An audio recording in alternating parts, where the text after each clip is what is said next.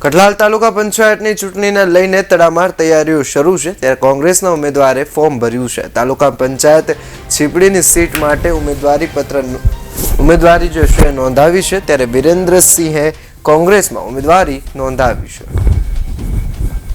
મારું નામ ઝાલા વિરેન્દ્રસિંહ પ્રભાસિંહ છે ઉર્ફે મોમીભાઈ। કઠલાલ તાલુકા પંચાયતમાં છીપડી એકમાંથી ઉમેદવારી નોંધાવી છે। હાલ તો તમારી સામે જો કે ભાજપનો ઉમેદવાર છે તેની સામે તમારી કેવી રણનીતિ રહેશે?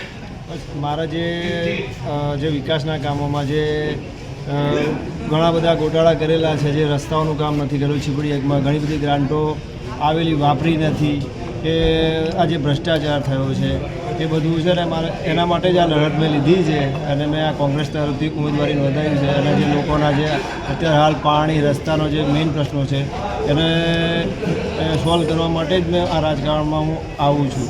અને હા બોલો, કેટલી લીડથી તમે જીતશો? હું જંગી બહુમતીથી જીતવાનો છું। છીપડી ગામની બધી જ પ્રજા મારી સાથે છે અને જંગી બહુમતીથી જીતીશ। હાલ તો કઠલાલ તાલુકા પંચાયતની જે 24 સીટો છે 24 સીટોમાંથી કેટલી કોંગ્રેસના ફાળે જશે? કોંગ્રેસના ફાળે 24 આવશે જ, શંકાને સ્થાન નથી, બિલકુલ શંકાને સ્થાન નથી। આ વખતે ભાજપથી અને વિરોધ પક્ષથી પ્રજા તાઈમામ થઈ ગઈ છે।